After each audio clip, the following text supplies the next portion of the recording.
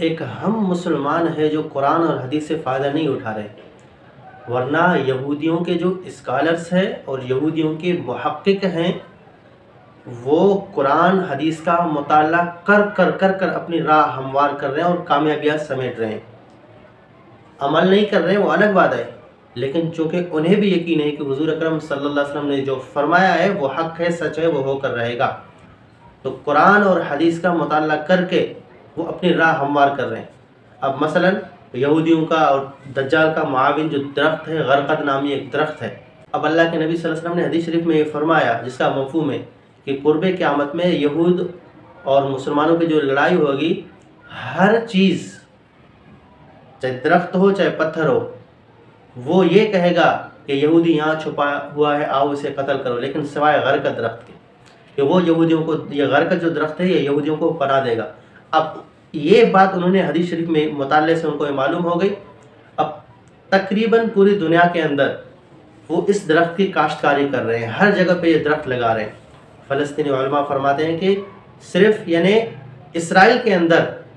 24 کروڑ سے زائد انہوں نے درخت لگا دیے ہیں، اور امریکی ایک کمپنی نے باقاعدہ اس غرقد درخت کے تحفظ کے لیے خاص مہم چلایا ہوا ہے،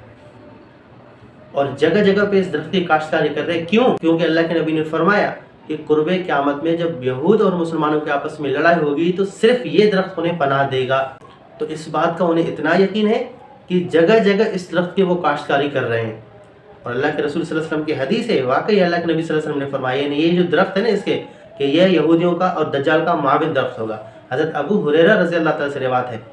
حضرت ابو ہریرہ رضی اللہ تعالیٰ فرماتے ہیں ان ابی ہریرہ رضی اللہ تعالیٰ عنہ ان رسول اللہ صلی اللہ علیہ وسلم قال لا تقوم الساعة حتى يقاتل المسلمون اليهود، کہ اس وقت تک قیامت قائم نہیں ہوگی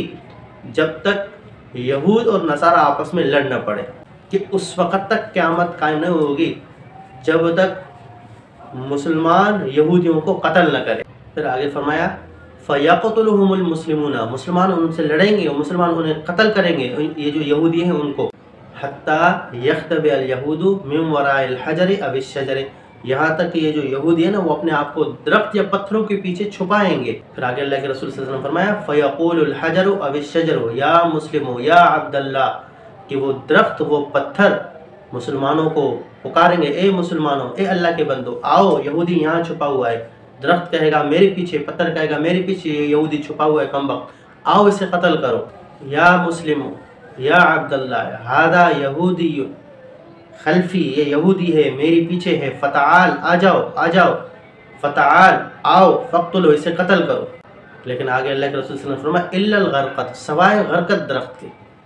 فإنه من شجر اليہود، کیونکہ یہ یہودیوں کے درختوں میں سے ہے۔ اب یہ حدیث کا انہوں نے مطالعہ کیا، یہ حدیث یہودیوں کے علم میں جو آ گئی، تو اب وہ جگہ جگہ پہ اس غرقد درخت کی کاشتکاری کر رہے ہیں، انہیں اتنا یقین ہے کہ یہ ہو کر رہے گا۔ اللہ کے رسول نے فرمایا جگہ جگہ پہ کاشتکاری کر رہے ہیں۔ جیسے کہ میں نے کہا نا کہ فلسطین علماء فرماتے ہیں کہ صرف فلسطین میں یعنی اس بنی اسرائیل میں 24 کروڑ سے زائد انہوں نے درخت کی کاشتکاری کی ہے۔